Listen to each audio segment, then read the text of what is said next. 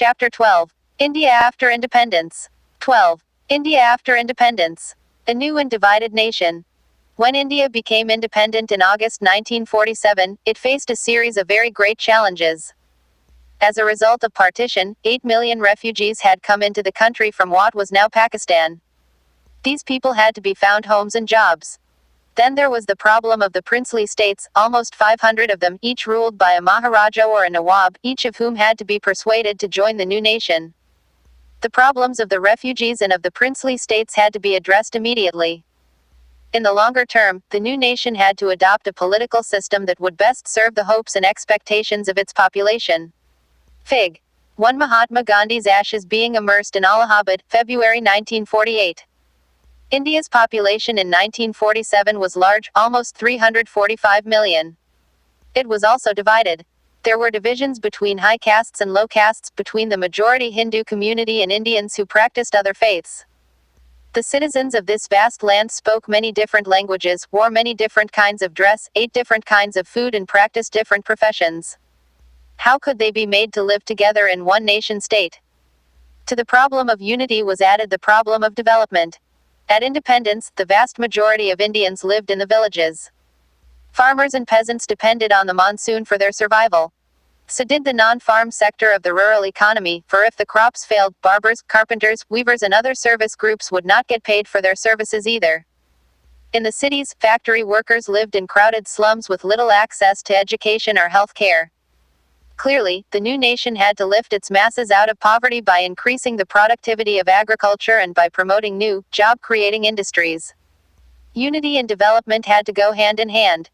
If the divisions between different sections of India were not healed, they could result in violent and costly conflicts, high castes fighting with low castes, Hindus with Muslims and so on. At the same time, if the fruits of economic development did not reach the broad masses of the population, it could create fresh divisions, for example, between the rich and the poor, between cities and the countryside, between regions of India that were prosperous and regions that lagged behind. Activity. Imagine that you are a British administrator leaving India in 1947. You are writing a letter home where you discuss what is likely to happen to India without the British. What would be your views about the future of India? A constitution is written. Between December 1946 and November 1949, some 300 Indians had a series of meetings on the country's political future. The meetings of this constituent assembly were held in New Delhi, but the participants came from all over India, and from different political parties. These discussions resulted in the framing of the Indian Constitution, which came into effect on the 26th of January 1950. One feature of the Constitution was its adoption of universal adult franchise. All Indians above the age of 21 would be allowed to vote in state and national elections. This was a revolutionary step, for never before had Indians been allowed to choose their own leaders. In other countries, such as the United Kingdom and the United States, this right had been granted in stages. First, only men of property had the vote. Then men who were educated were also added on. Working-class men got the vote only after a long struggle. Finally, after a bitter struggle of their own, American and British women were granted the vote. On the other hand, soon after independence, India chose to grant this right to all its citizens regardless of gender, class or education. Franchise, the right to vote. Fig. 2. Jawaharlal Nehru introducing the resolution that outlined the objectives of the Constitution. A second feature of the Constitution was that it guaranteed equality before the law to all citizens, regardless of their caste or religious affiliation. There were some Indians who wished that the political system of the new nation be based on Hindu ideals, and that India itself be run as a Hindu state. They pointed to the example of Pakistan, a country created explicitly to protect and further the interests of a particular religious community, the Muslims. However, the Indian Prime Minister, Jawaharlal Nehru, was of the opinion that India could not and must not become a Hindu Pakistan. Besides Muslims, India also had large populations of Sikhs and Christians, as well as many Parsis and Jains.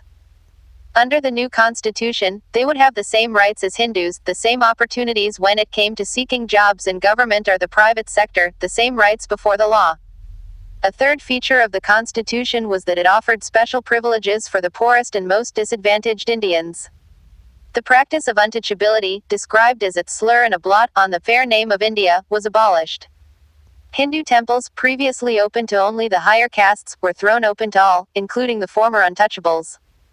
After a long debate, the Constituent Assembly also recommended that a certain percentage of seats in legislatures as well as jobs in government be reserved for members of the lowest castes. It had been argued by some that untouchable, or as they were now known, Harijan, candidates did not have good enough grades to get into the prestigious Indian administrative service. But, as one member of the Constituent Assembly, H.J. Khandekar, argued, it was the upper castes who were responsible for the Harijans being unfit today. Addressing his more privileged colleagues, Khandekar said, "We were suppressed for thousands of years. You engaged us in your service to serve your own ends and suppressed us to such an extent that neither our minds nor our bodies and nor even our hearts work, nor are we able to march forward." Along with the former untouchables, the Adivasis or scheduled tribes were also granted reservation in seats and jobs. Like the scheduled castes, these Indians too had been deprived and discriminated against. The tribals had been deprived of modern health care and education, while their lands and forests had been taken away by more powerful outsiders.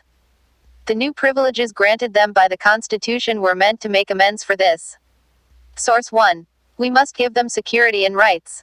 Nehru wrote in a letter to the chief ministers of states. We have a Muslim minority who are so large in numbers that they cannot, even if they want, go anywhere else.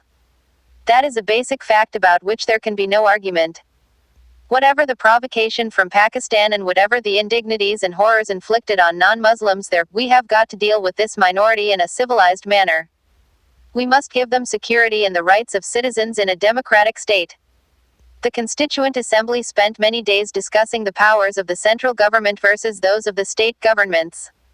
Some members thought that the center's interests should be foremost. Only a strong center, it was argued, would be in a position to think and plan for the well-being of the country as a whole. Other members felt that the provinces should have greater autonomy and freedom. A member from Mysore feared that under the present system, democracy is centered in Delhi and it is not allowed to work in the same sense and spirit in the rest of the country. A member from Madras insisted that the initial responsibility for the well-being of the people of the provinces should rest with the provincial governments. Activity. Imagine a conversation between a father and son in a Muslim family. After partition, the son thinks it would be wiser for them to move to Pakistan while the father believes that they should continue to live in India. Taking information from the chapter so far, and chapter 11, act out what each would say.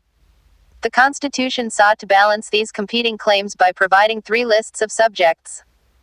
A union list, with subjects such as taxes, defense and foreign affairs, which would be the exclusive responsibility of the center. A state list of subjects, such as education and health, which would be taken care of principally by the states. A concurrent list, under which would come subjects such as forests and agriculture, in which the center and the states would have joint responsibility. Fig. 3. Dr. B. R. Ambedkar. Dr. B. R. Ambedkar, 1891-1956, respectfully referred to as Babasaheb, belonged to a Marathi-speaking Dalit family. A lawyer and economist, he is best known as a revered leader of the Dalits and the father of the Indian Constitution. Another major debate in the Constituent Assembly concerned language. Many members believed that the English language should leave India with the British rulers. Its place, they argued, should be taken by Hindi. However, those who did not speak Hindi were of a different opinion. Speaking in the Assembly, T. Krishnamachari conveyed a warning on behalf of people of the South, some of whom threatened to separate from India if Hindi was imposed on them. A compromise was finally arrived at. Namely, that while Hindi would be the official language of India, English would be used in the courts, the services, and communications between one state and another. Many Indians contributed to the framing of the Constitution. But perhaps the most important role was played by Dr. B. R. Ambedkar, who was chairman of the drafting committee, and under whose supervision the document was finalized. In his final speech to the Constituent Assembly, Dr. Ambedkar pointed out that political democracy had to be accompanied by economic and social democracy. Giving the right to vote would not automatically lead to the removal of other inequalities such as between rich and poor, or between upper and lower castes. With the new constitution, he said, India was going to enter into a life of contradictions. In politics we will have equality and in social and economic life we will have inequality. In politics we will be recognizing the principle of one man, one vote and one value. In our social and economic life, we shall, by reason of our social and economic structure, continue to deny the principle of one man, one value. Activity. Discuss in your class one advantage and one disadvantage today of the decision to keep English as a language of India. How were states to be formed?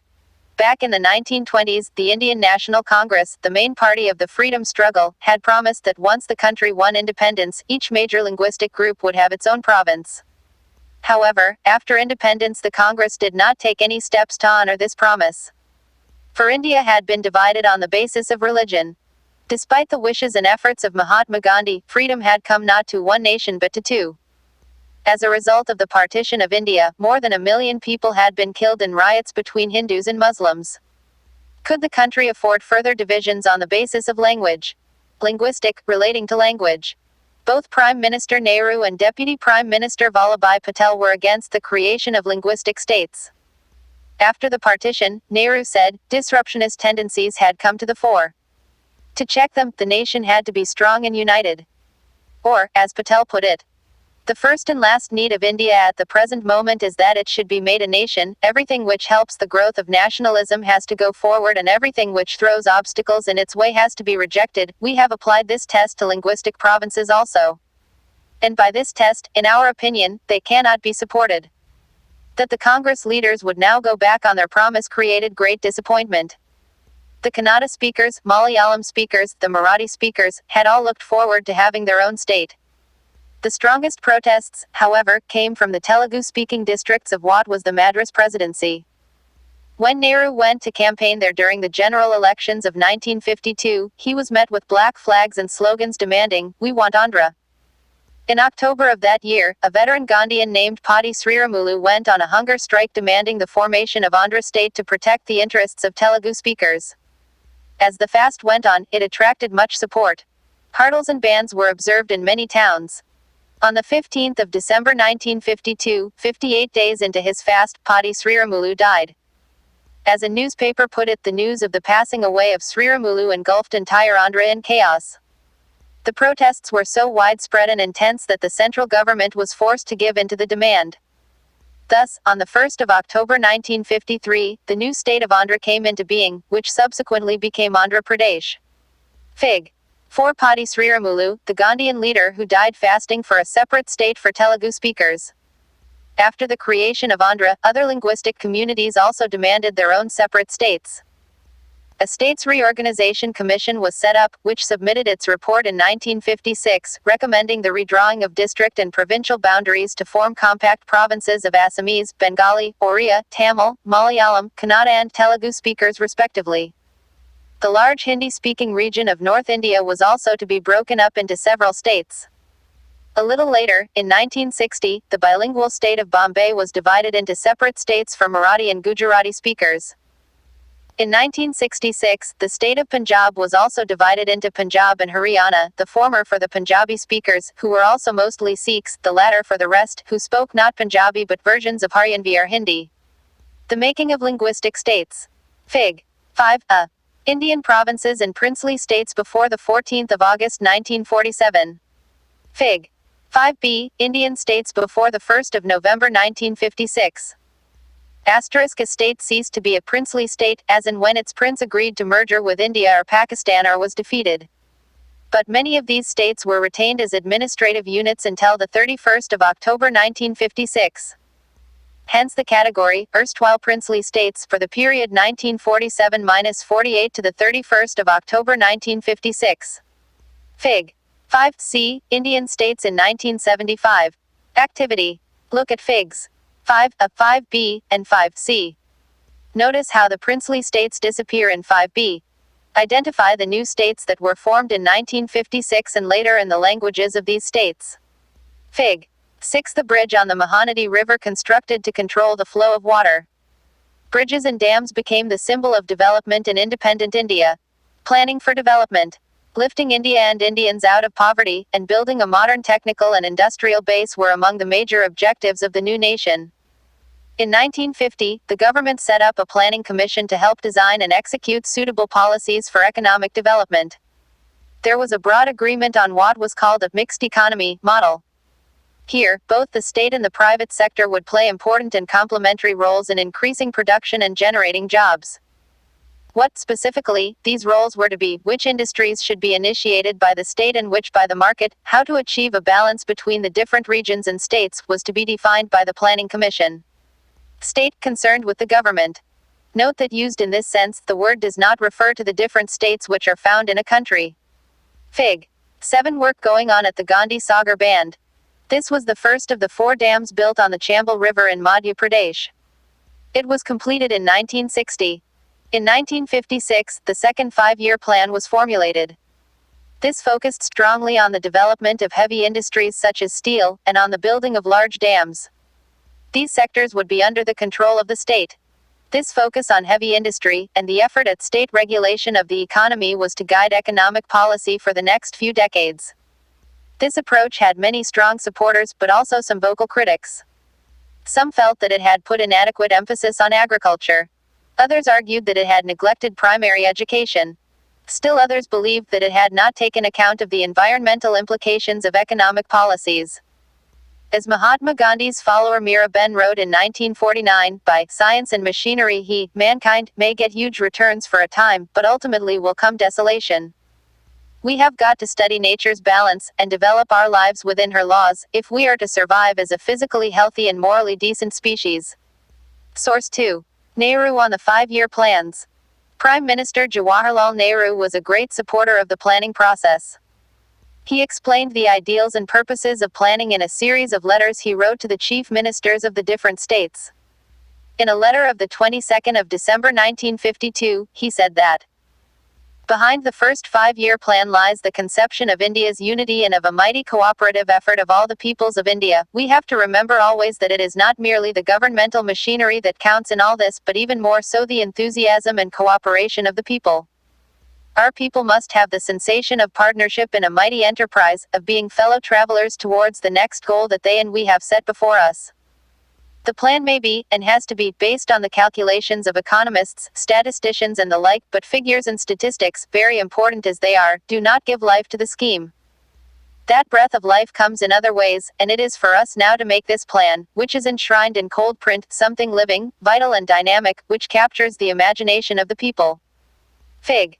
8. Jawaharlal Nehru at the Bhilai Steel Plant.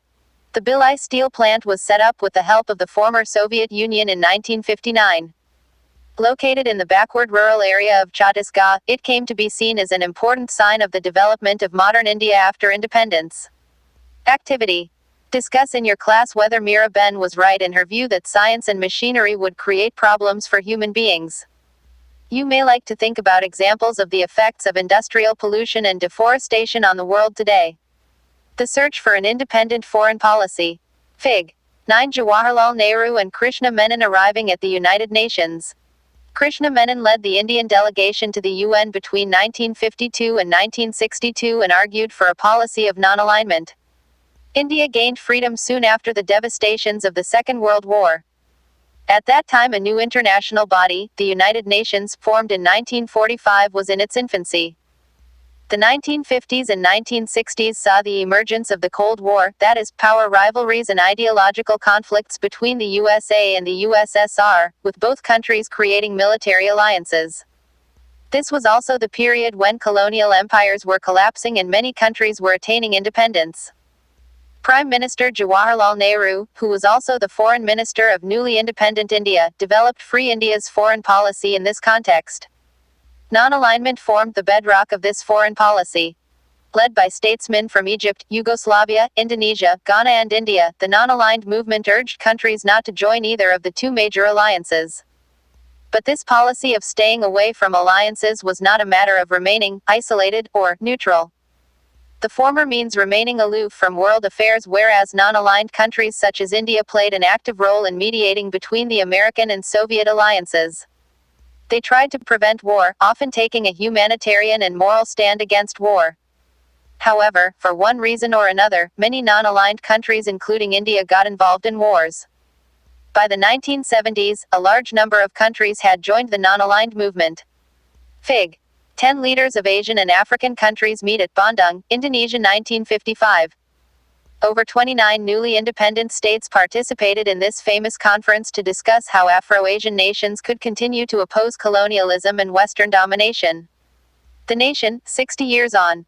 On the 15th of August 2007, India celebrated 60 years of its existence as a free nation. How well has the country done in this time?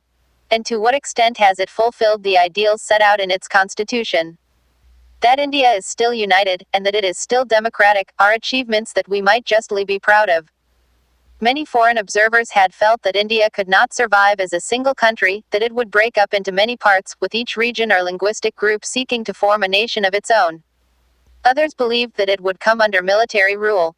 However, as many as 13 general elections have been held since independence, as well as hundreds of state and local elections. There is a free press, as well as an independent judiciary.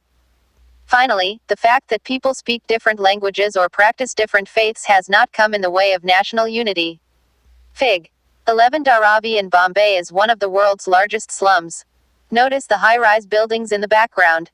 On the other hand, deep divisions persist. Despite constitutional guarantees, the untouchables, or, as they are now referred to, the Dalits, face violence and discrimination. In many parts of rural India they are not allowed access to water sources, temples, parks and other public places. And despite the secular ideals enshrined in the constitution, there have been clashes between different religious groups in many states. Above all, as many observers have noted, the gulf between the rich and the poor has grown over the years. Some parts of India and some groups of Indians have benefited a great deal from economic development. They live in large houses and dine in expensive restaurants, send their children to expensive private schools and take expensive foreign holidays. At the same time, many others continue to live below the poverty line. Housed in urban slums, are living in remote villages on lands that yield little, they cannot afford to send their children to school. The Constitution recognizes equality before the law, but in real life some Indians are more equal than others. Judged by the standards it set itself at independence, the Republic of India has not been a great success. But it has not been a failure either. Elsewhere, what happened in Sri Lanka? In 1956, the year the states of India were reorganized on the basis of language, the Parliament of Sri Lanka, then Ceylon, introduced an act recognizing Sinhala as the sole official language of the country. This made Sinhala the medium of instruction in all state schools and colleges, in public examinations, and in the courts. The new act was opposed by the Tamil-speaking minority who lived in the north of the island. "When you deny me my language," said one Tamil MP, "you deny me everything." "You are hoping for a divided Ceylon," warned another, adding, "Do not fear, I assure you, that you will have a divided Ceylon." An opposition member, himself Sinhala speaking, predicted that if the government did not change its mind and insisted on the act being passed, two torn little bleeding states might yet arise out of one little state. Fig. 12 gun-carrying Tamil militant, a symbol of the civil war in Sri Lanka. For several decades now, a civil war has raged in Sri Lanka, whose roots lie in the imposition of the Sinhala language on the Tamil-speaking minority. And another South Asian country, Pakistan, was divided into two when the Bengali speakers of the East felt that their language was being suppressed. By contrast, India has managed to survive as a single nation, in part because the many regional languages were given freedom to flourish. Had Hindi been imposed on South India, in the way that Urdu was imposed on East Pakistan or Sinhala on northern Sri Lanka, India too might have seen civil war and fragmentation. Contrary to the fears of Jawaharlal Nehru and Sardar Patel, linguistic states have not threatened the unity of India. Rather, they have deepened this unity. Once the fear of one's language being suppressed has gone, the different linguistic groups have been content to live as part of the larger nation called India. Let's imagine. You are witness to an argument between an Adivasi and a person who is opposed to the reservation of seats and jobs. What might be the arguments you heard each of them put forward? Act out the conversation. Let's recall. 1. Name 3 problems that the newly independent nation of India faced. 2. What was the role of the Planning Commission? 3. Fill in the blanks. Subjects that were placed on the union list were blank, blank, and blank. B. Subjects on the concurrent list were blank and blank. C. Economic planning by which both the state and the private sector played a role in development was called a blank blank model. D. The death of blank sparked off such violent protests that the government was forced to give in to the demand for the linguistic state of Andhra. 4. State whether true or false. At independence, the majority of Indians lived in villages. B. The Constituent Assembly was made up of members of the Congress Party. C. In the first national election, only men were allowed to vote. D. The second five-year plan focused on the development of heavy industry. Let's discuss. 5. What did Dr. Ambedkar mean when he said that, in politics we will have equality, and in social and economic life we will have inequality? 6. After independence, why was there a reluctance to divide the country on linguistic lines? 7. Give one reason why English continued to be used in India after independence. 8.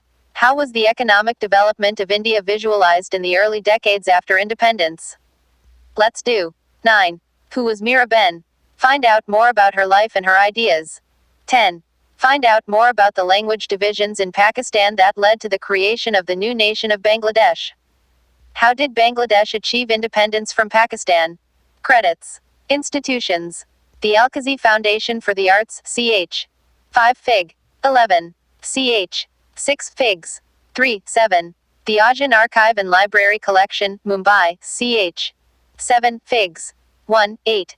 Nehru Memorial Museum and Library, New Delhi, ch. 9 Figs.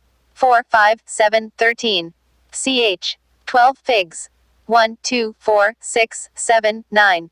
Photo Division, Government of India, New Delhi, ch.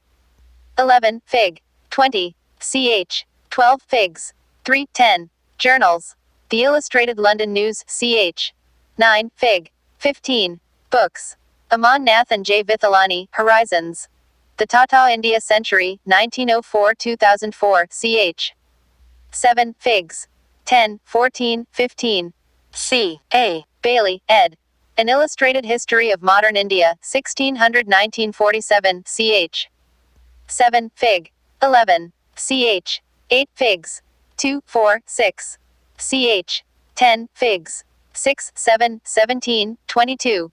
ch. 11 Figs. 3, 4, 5, 10. Jan Bremen, Labor Bondage in Western India, ch. 9 Fig. 11. Yatendra Jain and Arti Agarwal, National Handicrafts and Handloom Museum, New Delhi, Mapan, ch. 7 Figs. 4, 5. Malavika Karlekar, Revisioning the Past, ch. 9 Figs. 6, 8. ch. 8 Fig. 11. Marina Carter, Servants, Sardars and Settlers, ch. 9 Fig. 9. Peter Rue, Gandhi, ch. 11 Figs. 1, 6, 12, 13, 14, 16, 17, 18, 19, 21. Susan S. Bean, Yankee India. American Commercial and Cultural Encounters with India in the Age of Sail, 1784-1860, ch. 9 Figs. 3, 7. Susan Strange, ed. The Arts of the Sikh Kingdom, ch. 10 Fig. 19. U. Ball, Jungle Life in India, ch. 7 Fig. 12. Barry A. Elwin, The Agaria, ch.